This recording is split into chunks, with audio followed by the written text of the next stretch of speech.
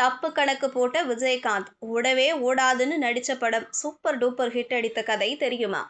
RV. Udhayakumar இயக்கத்தில் அவர் நடித்த சின்ன கவுண்டர் தான். விஜயகாந்த் என்றாலே அதிரடி ஆக்ஷன் தான் என்று இருந்த காலகட்டத்தில் அவருக்கு வந்த படம் தான் சின்ன கவுண்டர். இப்படத்தின் கதை கேட்டபோதே விஜயகாந்துக்கு அதில் நடிக்க விருப்பமில்லையாம். ஆனால் அவரின் நண்பர் ராவுத்தர் சொன்னதால் தான் அதில் நடிக்கவே ஒப்புக்கொண்டாராம் கேப்டன். வழக்கமாக கேப்டன் தன் படங்களில் பக்கம் பக்கமாக வசனம் பேசுவார். ஆனால் சின்ன கவுண்டர் படத்தில் அவருக்கு அதிக அளவில் வசனம் இடம்பெற்றிருக்காது. சின்ன கவுண்டர் படத்தில் அவரை சுற்றி நடித்த பலரும் ஏராளமான வசனம் பேசி நடிக்க, அவரோ அமைதியாக நிற்கும்படியான காட்சிகள் முதலில் எடுக்கப்பட்டிருக்கிறது.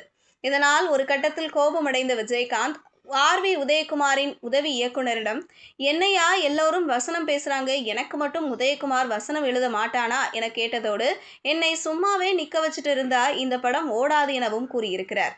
இதை இயக்குனர் ஆர்.வி. உதயகுமாரே ஒரு பேட்டியில் கூறியிருந்தார்.